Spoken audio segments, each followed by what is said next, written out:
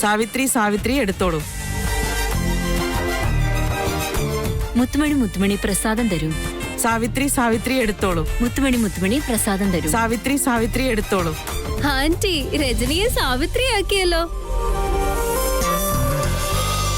അമ്മേ, ഞങ്ങൾക്കും അതുപോലെ പറഞ്ഞു കൊടുക്കാൻ പറ്റോ? കല്യാണം കഴിക്കാത്ത പെൺകുട്ടികളല്ലേ, കുഴപ്പമൊന്നുമില്ല, പറഞ്ഞോളൂ. മുത്തുമണി മുത്തുമണി പ്രസാദം തരൂ. സാവിത്രി സാവിത്രി ഇതെടുത്തോളൂ. മുത്തുമണി മുത്തുമണി പ്രസാദം തരൂ. സാവിത്രി സാവിത്രി ഇതെടുത്തോളൂ. മുത്തുമണി മുത്തുമണി പ്രസാദം തരൂ.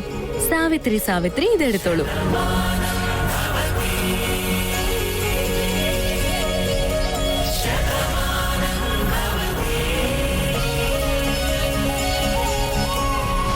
അനു, ഇത് അതിഥിക്ക് കൊടുക്ക്. എന്താ അത്? മുത്തുമണി മുത്തുമണി പ്രസാദം തരൂ. മുത്തുമണി മുത്തുമണി പ്രസാദം തരും. മുത്തുമണി മുത്തുമണി പ്രസാദം തരും. സാവിത്രി സാവിത്രി എടുത്തോളൂ.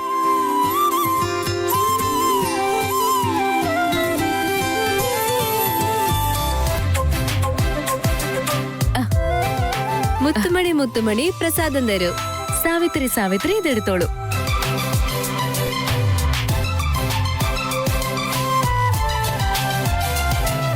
നിങ്ങൾ വന്നതില് ഒരുപാട് സന്തോഷായി. അത് ഞങ്ങളാ പറയേണ്ടത് ആന്റി. ഞങ്ങളുടെ വീട്ടില് ചെറുപ്പം മുതൽ തന്നെ എല്ലാരോടും ഒത്തൊരുമയോടെ പെരുമാറാനാണ് ഞങ്ങളെ പഠിപ്പിച്ചത്. പക്ഷേ എല്ലാരോടും ഫ്രണ്ട്ലി ആയിട്ടിരിക്കുന്നത് തെറ്റാണെന്ന് പറയുന്നവരും ഉണ്ട്. ഞാൻ അതിനെപ്പറ്റിയൊന്നും ചിന്തിക്കാറേ ഇല്ല, വിട്ടേക്ക്. പക്ഷെ ചില സമയത്ത് തോന്നും ജനങ്ങൾ എന്തിനാ ഇങ്ങനെയൊക്കെ ചിന്തിക്കുന്നേന്ന്. പക്ഷെ നിങ്ങളുടെ വീട്ടില് ഞങ്ങളുടെ വീട് പോലെ തന്നെ സന്തോഷമാ. ഇത്രയും പെട്ടെന്ന് ഞങ്ങളെ ഈ വീട്ടിലെ കുട്ടികളെ പോലെ കണ്ടില്ലേ? ഒരുപാട് സന്തോഷം ആന്റി. ഗണേശ ചതുർത്ഥിയും നമ്മൾ ഒരുമിച്ച് ആഘോഷിക്കാറുണ്ട്. നല്ലതായിരുന്നു അല്ലേ? എന്തു പറയുന്നു? മോള് പറഞ്ഞത് ശരിയാ. പക്ഷേ ആ ഗണേശൻ സമ്മതിക്കണമല്ലോ. അങ്ങനെ സമ്മതിച്ചാ എല്ലാം അടിപൊളിയാകും. ഞാൻ പ്രാർത്ഥിക്കാം അതുപോലെ നടക്കട്ടെ. എനിക്കും ഇഷ്ടമാണ്. പക്ഷെ ഓഫീസിൽ നിന്ന് ചതുർത്ഥിയുടെ ജോലിയുണ്ട്. നിങ്ങളുടെ കൂടെ ഉണ്ടാവോ ഇല്ലയോ എന്ന് എനിക്കറിയില്ല. ഞാനും ഗണേശിന്റെ അടുത്ത് പ്രാർത്ഥിക്കാം. നമ്മുടെ ഗണേശ് മനസ്സ് വെച്ചാ എല്ലാം നടക്കും. ശരി, അങ്ങനെയാണെങ്കിൽ നമുക്ക് രണ്ടുപേർക്കും ഒന്നിച്ചു ചേർന്ന് ഈ വിശേഷം ആഘോഷിക്കാം.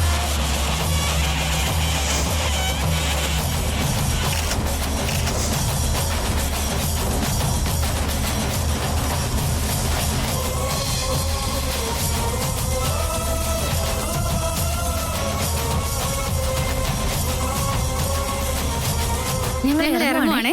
Bye bye.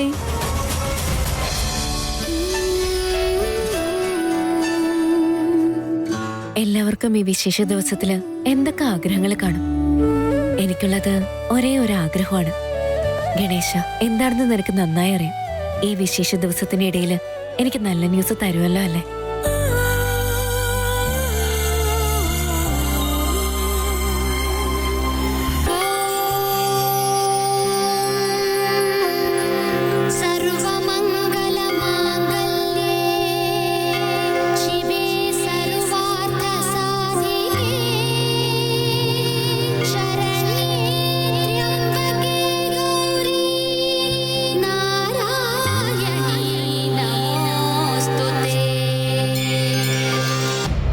അയ്യോ മുത്തശ്ശി, ഇതൊക്കെ ഇതിനെ എന്നെ കാണിക്കുന്നേ?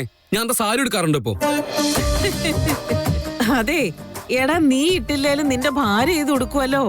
ഇത് അവരുടെ അമ്മയുടെ വീട്ടിൽ നിന്ന് വന്ന സാരിയാണ്. അതുകൊണ്ടല്ലേ ഞാനിത് നിന്നെ കാണിക്കുന്നത്. അത് തന്നെ ഞാൻ ചോദിക്കുന്നത്. ഇതിപ്പോ എന്നെ കാണിക്കേണ്ട കാര്യം എന്താ? പെൺകുട്ടികൾക്ക് ആരെന്ത് സമ്മാനം കൊണ്ടുവന്ന് കൊടുത്താലും അവർക്കത് ഇഷ്ടപ്പെടാതെ ഇരിക്കാം. പക്ഷെ അവരുടെ അമ്മയുടെ വീട്ടിൽ നിന്നും കൊണ്ടുവന്ന ഒരു ചെറിയ സാധനം പോലും അവര് സ്വർഗത്തേക്കാൾ വലുതായിട്ടേ കാണൂ. അതില് സാരി എങ്ങാൻ കൊണ്ടുവന്നാ പിന്നെ കഴിഞ്ഞു. അതൊരു തെറ്റായിട്ടൊന്നും നീ കാണേണ്ട കാര്യമില്ല. ഈ സാരി നീ ശരിയായിട്ടൊന്ന് നോക്കി വെച്ചോ. ഒരിക്കൽ പോലും അറിയാതെയെങ്കിലും നിന്റെ ഭാര്യയുടെ അടുത്ത് അമ്മ തന്ന ഈ സാരി ഉടുക്കുമ്പോ നന്നായിട്ടില്ല എന്ന് പറയരുത്. അവക്ക് വലിയ വിഷമായി പോവും. ഓ, ഇത് പറയാൻ വേണ്ടിട്ടായിരുന്നോ ഇങ്ങനെ ചുറ്റി വളഞ്ഞു വന്നേ? വെറുതെ കളിയാക്കാൻ നോക്കണ്ട, പറയുന്നത് ശരിക്കും മനസ്സിലാക്ക്. മുത്തശ്ശി, ആരതി ആ സാരി അപ്പോ തന്നെ എടുത്തിട്ട് അമ്മയുടെ വീട്ടിൽ നിന്നാണ് കിട്ടിയെന്നും പറഞ്ഞ് അവിടെ കിടന്ന് ഓടുന്നുണ്ടായിരുന്നു. നെക്സ്റ്റ് മന്ത് ആണെങ്കിൽ ഞാനൊരു ലക്ഷറി കാർ എടുക്കുന്ന കാര്യം ആലോചിക്കുമായിരുന്നു. അപ്പോഴാണ് എന്റെ ഭാര്യ ഒളിമ്പിക്സിൽ ഗോൾഡൊക്കെ അടിച്ച പോലെയാ ഈ സാരി എടുത്ത് നടക്കുന്നുണ്ട്. ഞാൻ അവളും തമ്മിൽ എത്ര വ്യത്യാസം ഉണ്ടെങ്കിലും എനിക്ക് ആരതിന്ന് വെച്ചാ ജീവനാ മുത്തശ്ശി. എനിക്കിപ്പോ എല്ലാം മനസ്സിലാവുന്നുണ്ട്. നീ നിന്റെ ജീവിതത്തിൽ എന്തെങ്കിലും സീരിയസ് ആയിട്ട് എടുത്തിട്ടുണ്ടെങ്കിൽ അത് നിന്റെ ഭാര്യ മാത്രമാണ്. അത്രയെങ്കിലും ബുദ്ധി നിനക്കുണ്ടല്ലോ. മുത്തശ്ശി എക്സ്ക്യൂസ് മീ, അമൂല് വിളിക്കുന്നുണ്ട് എന്നെ. ശരി മോനെ, നീ സംസാരിക്കാൻ, എനിക്ക് കുറച്ച് ജോലിയുണ്ട്, ഞാൻ പോട്ടെ. Hello rowdy baby, WhatsApp?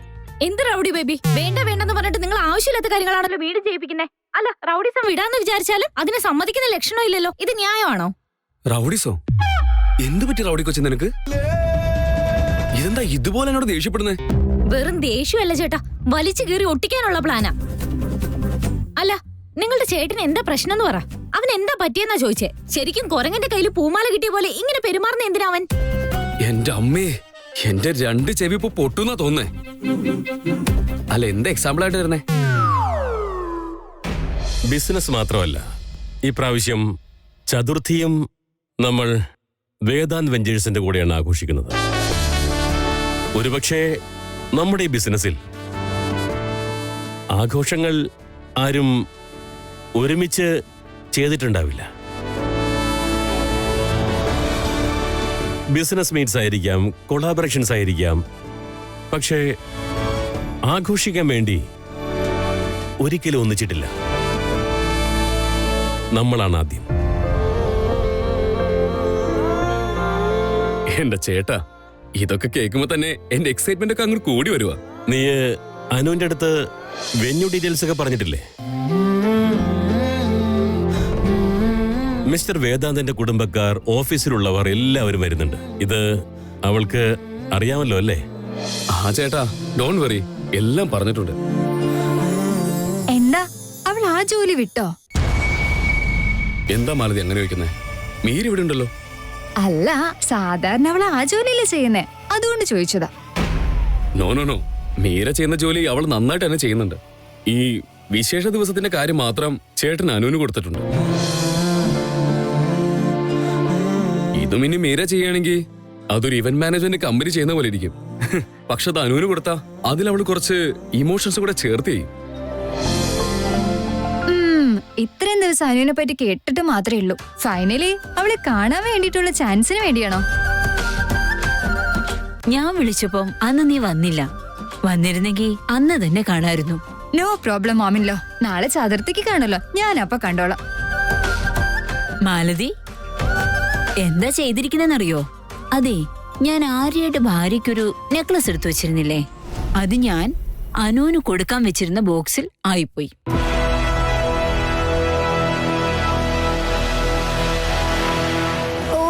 I am so sorry മാമില്ലോ. നാളെ അവളെ കാണുമ്പോ ആ നെക്ലസ് തിരിച്ചു വാങ്ങിച്ചിട്ട് വേറെ നെക്ലസ് കൊടുക്കാം. ഇല്ല, വേണ്ട വേണ്ട. എന്ന് വെച്ചാ കൊടുത്തത് തിരിച്ചു ചോദിക്കുന്നത് ശരിയാവില്ല, അത്ര തന്നെ. ഞാന് റെഡിയായിട്ട് വെന്യൂ വരെ ഒന്ന് പോയിട്ട് വരാം.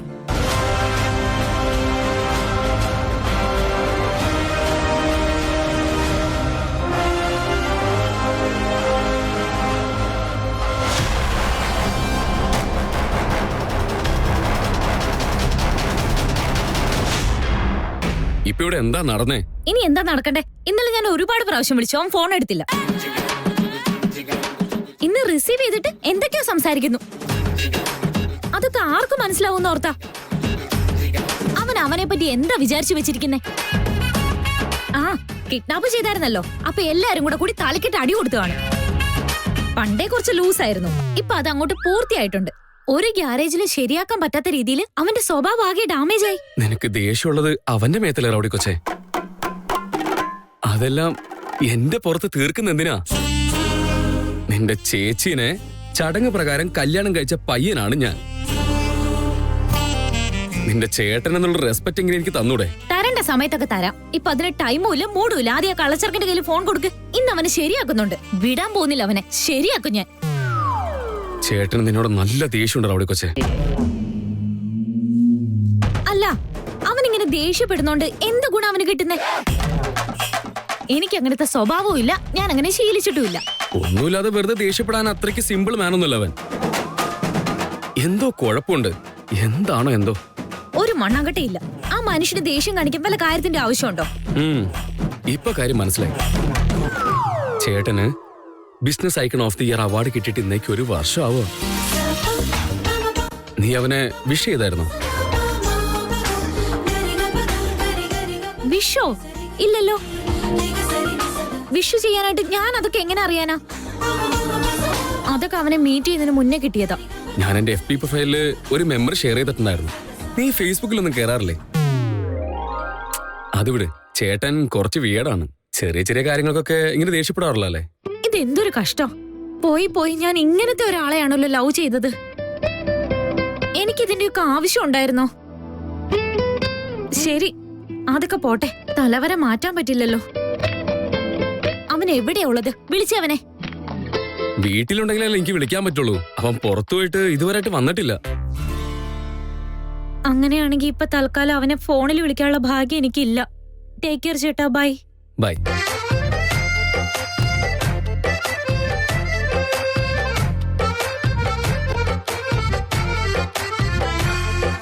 പഴയ ആൾക്കാർ അതിനാണെന്ന് തോന്നും വിശേഷ ദിവസങ്ങളൊക്കെ ഉണ്ടാക്കിയത്. അപ്പോഴെങ്കിലും ആൾക്കാരൊക്കെ ഒന്നാവും, കഷ്ടസുഖങ്ങളൊക്കെ പങ്കുവെക്കുക. ഇപ്പോ അമ്മുവിന്റെ വീട്ടുകാരും വന്നു പോയതിനു ശേഷം എന്ത് സന്തോഷമാണെന്ന് നോക്കി. സമ്മതിക്കാം. എന്താന്ന് വെച്ചാ ഇത്രയും നാളുമായിട്ട് നീ ആര്യ സാറിനെ കുറിച്ച് ഒരു വാക്കുപോലും പറഞ്ഞില്ലല്ലോ. അവരെ നീ മറന്നുപോയോ? മറന്നുപോയിട്ടൊന്നുമില്ല. അവരും ഉണ്ടായിരുന്നെങ്കിൽ എത്ര സന്തോഷമായിരുന്നേന്ന് ഇടയ്ക്ക് ഞാൻ ആലോചിക്കാറൊക്കെ ഉണ്ട്. എന്തിനാ? പ്രസാദം കൊണ്ടുപോകാനാണോ? നീ വീണ്ടും തുടങ്ങിയല്ലേ? ഇന്ന് ആര്യസാറിന്റെ കൂടെ സംസാരിച്ചില്ല എന്നതൊഴിച്ച് ഇന്നത്തെ സംരംഭത്തിന് 100-ൽ 100 മാർക്ക്. ആര്യസാറിന്റെ ഫോൺ. 100 മാർക്കിന്റെ കൂടെ 100 വർഷത്തെ ആയുസോടെ കൊടുത്തേക്കും. ഹലോ അനു. Hello sir. സുഖല്ലേ? ആഘോഷങ്ങളിലൊക്കെ ഇൻവോൾവ് ചെയ്ത് ക്ഷീണിച്ച പോലെ ഉണ്ടല്ലോ. ഇല്ലില്ല സർ, ജയൻ സാർ എല്ലാം അപ്ഡേറ്റ് ചെയ്തിട്ടുണ്ട്. വണ്ടി അയക്കാന്ന് എന്നോട് പറഞ്ഞിട്ടുണ്ട്. ശരി. നിങ്ങള് സർ നിങ്ങളും വന്നിരുന്നെങ്കിൽ നന്നായിരിക്കുമായിരുന്നു. ബിസി ആണെങ്കിൽ കുഴപ്പമില്ല സർ, ഞാൻ എല്ലാം തന്നെ നോക്കിക്കോളാം. ഞാനും വരാം. ഹലോ. Hello sir. ഞാനും വരാന്ന് പറഞ്ഞതിന് ഒരു മറുപടിയില്ലല്ലോ. Hello sir. ഹലോ. ഹലോ. കട്ടായിടേ. ചാർജ് തീർന്നല്ലോ. ശരി, അവിടേക്കല്ലേ പോകുന്നത്? അവിടെ വെച്ച് സംസാരിക്കാം.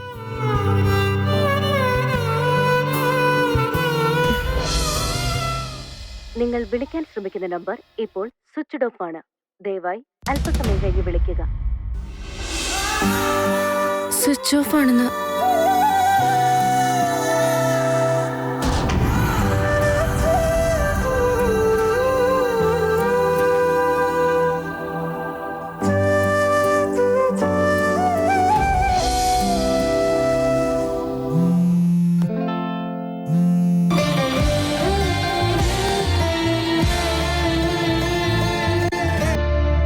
അമ്മു.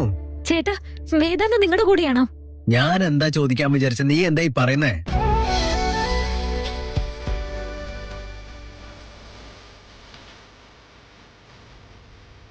എന്താന്ന് പറ.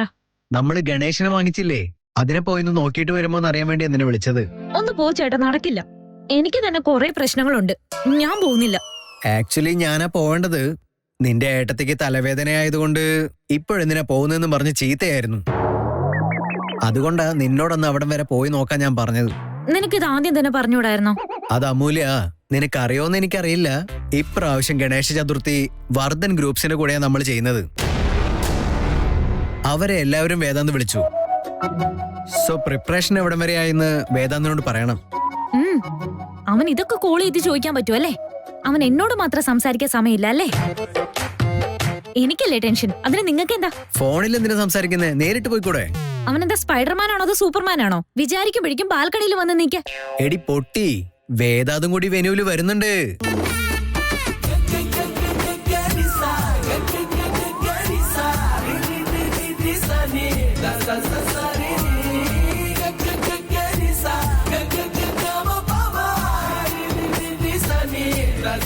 ചേട്ടാ, പെട്ടെന്ന് പെട്ടെന്ന് ആ ലൊക്കേഷൻ ഒന്ന് വാട്സപ്പ് ചെയ്തേ.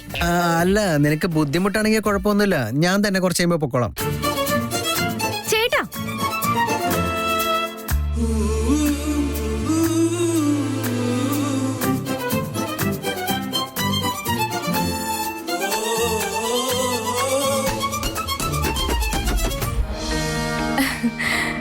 അമ്മ, അവസാനം ഈ സാരി എടുക്കാനുള്ള അവസരം വന്നു കഴിഞ്ഞു. നാളെ ആര്യസാറിന്റെ അമ്മയും വരും. അപ്പൊ ഈ സാരി എടുത്ത് ഞാൻ അവരുടെ അടുത്ത് ചെന്ന് ആശീർവാദം വാങ്ങിക്കും. നോക്ക്, നാളത്തെ കാര്യം നാളെയല്ലേ. ഇന്ന് എന്താണ് ഇടാൻ പോകുന്നതെന്ന് നോക്ക്. ഒടുക്കൻ ടൈമായി വണ്ടി വന്നു എന്ന് പറഞ്ഞ് വിളിക്കാൻ നോക്കണ്ട. അനു, നാളെ ചതുർത്ഥിക്ക് ഏത് സാരി വേണമെങ്കിലും ഉടുത്തോ. പക്ഷേ ഇന്ന് നിന്റെ അച്ഛൻ നിനക്ക് വേണ്ടി വാങ്ങിച്ച ഡ്രസ്സായത്. ഇന്ന് ഈ ഡ്രസ്സ് ഇട്ടോ.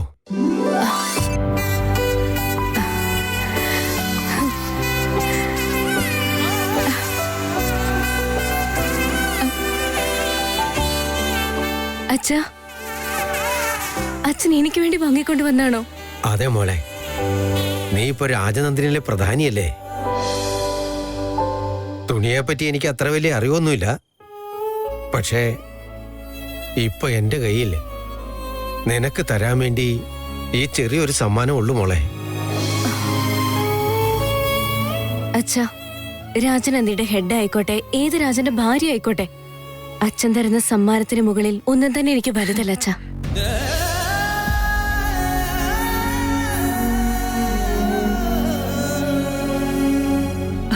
അനു, ഇന്നുണ്ടല്ലോ നീ അച്ഛൻ വാങ്ങിക്കൊണ്ട് വന്ന ഡ്രസ് ഇട്. നിന്റെ അച്ഛന്റെ സെലക്ഷൻ എങ്ങനെയുണ്ടെന്ന് നോക്കാവല്ലോ. മുത്തേ, നേരെ ഒരുപാടായി. ഇപ്പൊ നീ ഓഫീസിൽ പോയിട്ട് എപ്പോ തിരിച്ചു വരാനാ? താമസിക്കാണ് ഫോൺ ചെയ്യണം കേട്ടോ. ഞാൻ വന്ന് നിന്നെ വിളിച്ചോളാം. ഇല്ലച്ചാ, ഓഫീസിൽ നിന്ന് കാറ് വരുന്നുണ്ട്. ഞാൻ സൂക്ഷിച്ചു പോയിട്ട് വരാം. മതിയോ? എന്നാ ശരി മോളെ, സൂക്ഷിച്ചു പോണേ. ശരി അച്ഛാ. അനു, ഞാൻ പറഞ്ഞത് നിനക്ക് ഓർമ്മയുണ്ടല്ലോ. അമ്പലത്തിൽ പോയി ദർശനം ചെയ്യാൻ നീ മറക്കണ്ട. കൈ നോക്കുന്നവര് പറഞ്ഞിട്ടുണ്ട് ദർശനം ചെയ്താൽ നല്ലതാകുമെന്ന്. മനസ്സിലായോ? അമ്മ പറഞ്ഞ തന്നെ എത്ര പ്രാവശ്യം പറയുന്നേ. ഞാൻ പോകാന്ന് പറഞ്ഞല്ലോ.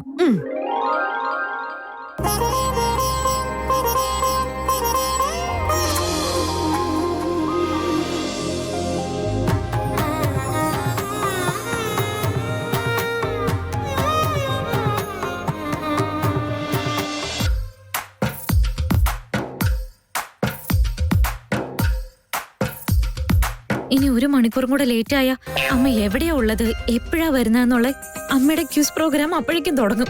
പക്ഷെ ഇവർ ഇതുവരെ വന്നില്ലല്ലോ.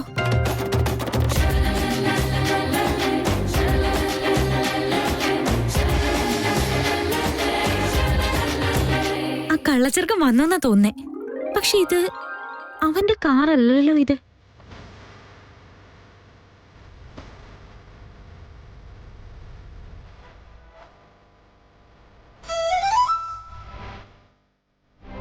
ഇവർ ആര്യവർദ്ധൻ സാറല്ലേ? പക്ഷേ ചേട്ടൻ വർദ്ധൻ ഗ്രൂപ്പിന്റെ ആൾക്കാരെ എല്ലാവരും വരും, അതിന്റെ അപ്ഡേറ്റ്സ് ഇവർക്ക് കൊടുക്കണമെന്ന് പറഞ്ഞത് ഇവരെ കുറിച്ചായിരിക്കുമല്ലോ.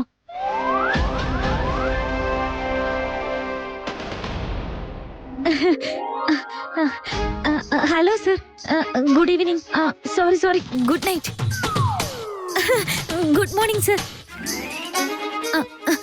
Nice to meet you sir. അത് ഞാൻ വേദാന്ത് വെഞ്ചേഴ്സിന്റെ നിങ്ങളുടെ സൈഡിൽ നിന്ന് ആളുകൾ വരുമെന്ന് പറഞ്ഞിരുന്നു. അതുകൊണ്ട് എന്തൊക്കെ കഴിഞ്ഞു, എന്തൊക്കെ ബാക്കിയുണ്ടെന്ന് അപ്ഡേറ്റ് ചെയ്യാൻ ചേട്ടനെ എന്നെ ഏൽപ്പിച്ചിരിക്കുന്നേ. അല്ലല്ല, ബോസ് പറഞ്ഞതാ. സോറി, പറഞ്ഞായിരുന്നു. അത് സർ, എന്റെ നാക്കിന് ഇന്നെന്താ പറ്റിയെന്നറിയില്ല. എന്തൊക്കെയോ ആവശ്യമില്ലാതെ പറഞ്ഞോണ്ടിരിക്കുന്നു. എല്ലാം തപ്പി തടഞ്ഞു പോകുന്നു. പക്ഷെ പ്രിപ്പറേഷനിൽ ഒരു കുഴപ്പം വന്നിട്ടില്ല. എല്ലാം കറക്റ്റ് ആയിട്ടാ ഉള്ളത്. പക്ഷെ ഞാൻ പറയുന്ന കേൾക്കുമ്പോ നിങ്ങൾക്ക് കാലിപാത്രത്തിൽ കല്ലിട്ട പോലെ തോന്നുന്നുണ്ടല്ലേ? അവസാനമായിട്ട് ഒറ്റ വാക്കി പറയുവാണെങ്കിൽ ഞാൻ നിങ്ങൾക്ക് കാര്യങ്ങൾ അപ്ഡേറ്റ് ചെയ്യാൻ വേണ്ടി വന്നതാ. പറഞ്ഞതിന്റെ അവസാന ഭാഗം മാത്രം മതിയായിരുന്നു. വെറുതെ ടെൻഷൻ എടുത്തു. അയ്യോ, ഇതിൽ ടെൻഷൻ എടുക്കേണ്ട കാര്യമൊന്നുമില്ല. നിങ്ങൾ ഒന്നും ആലോചിക്കണ്ട സർ. ഫ്ലവർ ഡെക്കറേഷൻ ഒഴികെ ബാക്കി എല്ലാം കഴിഞ്ഞു. ഗണേശനും മെനുവിലേക്ക് വന്നു കഴിഞ്ഞു സർ. എനിക്കറിയാം സർ, ഡെക്കറേഷനേക്കാളും വലുതായിട്ട് പൂജ ആചാരത്തിനനുസരിച്ച് വിധിപരമായി നടക്കണമെന്ന ആഗ്രഹം എന്നറിയാം.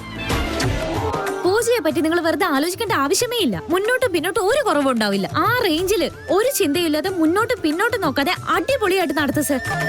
പൂവ്, പഴങ്ങള് എല്ലാം കറക്റ്റ് സമയത്ത് ഫ്രഷ് ആയിട്ട് വരും സർ. അതുമാത്രമല്ല, പ്രസാദത്തിന് കൈപ്പുണ്യമുള്ളവർ തന്നെ വേണമെന്ന് സ്പെഷ്യലായിട്ട് ശാസ്ത്രവും സമ്പ്രദായവും അറിയുന്ന ആളുകൾ തന്നെ വേണമെന്നോ പറഞ്ഞിട്ടുണ്ട്.